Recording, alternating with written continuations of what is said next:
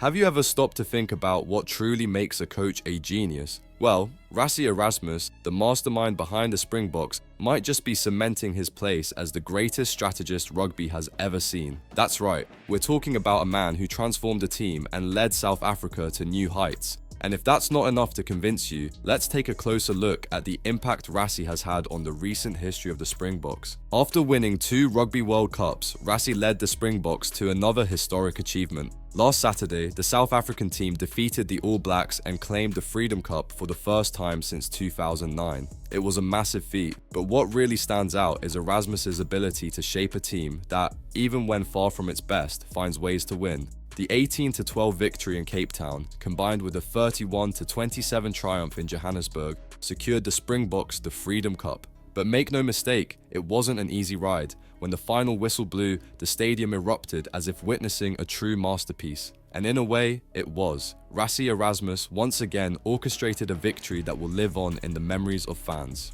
But what makes Rassie so special? For starters, he's incredibly realistic about his team's strengths and weaknesses. As he himself said after the game, "I think of the last 23 games, we won 20, but many of those wins were by a single point. We're very realistic about where we are. A lot of those games could have gone against us." This level of clarity is something few coaches possess. He understands that, in sports, success often comes down to very narrow margins, and he builds his team with that in mind.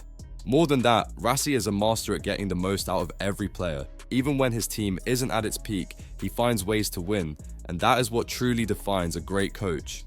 The respect he has for the All Blacks is also something worth highlighting. Erasmus doesn't just understand the game, he knows how to learn from his opponents. He mentioned the impact that coach Tony Brown had on the Springboks team, sharing insights into the New Zealand mindset and style of play that helped improve the South African side. We respect these guys incredibly. Tony Brown gave us a new perspective on the All Blacks, showed us things we didn't understand before, it made us play better.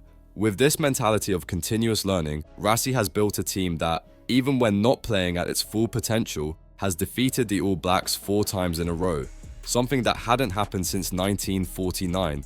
But for Erasmus, that's no reason to brag. He knows that All Blacks have had their wins over the Springboks too, and he stays grounded. 4 wins is nice, but they beat us 6 times in a row. We've got nothing to brag about, but it feels good to pip them again. This is the humility and composure of a strategist who understands the game like few others.